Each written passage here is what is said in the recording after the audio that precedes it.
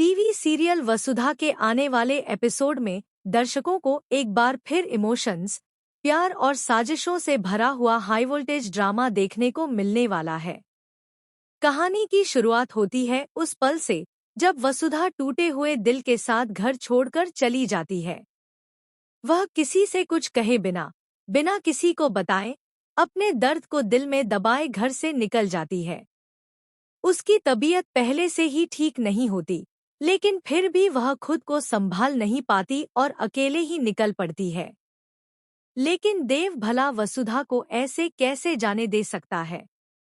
देव को जैसे ही इस बात का एहसास होता है कि वसुधा घर में नहीं है, वह घबरा जाता है। उसका दिल जोर जोर से धड़कने लगता है। वह बिना वक्त गवाए वसुधा को ढूंढने निकल पड़ता है। आखिरकार देव उसे ढूंढ ही लेता है। जैसे ही देव वसुधा को देखता है, उसके अंदर का डर गुस्से में बदल जाता है। वह वसुधा पर जोर से चिल्लाता है और कहता है कि तुम बिना किसी से पूछे, बिना किसी को बताए ऐसे घर से क्यों चली आई? तुम्हें जरा भी अंदाजा है कि तुम्हारी तबीयत ठीक नहीं है? देव की डांट में गुस्सा जरूर होता है, लेकिन उससे कहीं ज्यादा चिंता और प्यार छुपा होता है। वसुधा यह सब सुनकर गुस्सा नहीं होती, बल्कि हल्की सी मुस्कान के साथ देव को देखती है और कहती है कि अगर मेरे धनी को मेरी इतनी चिंता है, तो बस यही मेरे लिए काफी है। वसुधा के ये शब्द देव के दिल को छू जाते हैं। उस पल देव को एहसास होता है कि चाहे हालात कितने भी खराब क्यों न हों, उसका दिल आज भी वसुधा के लिए ही धड़कता है।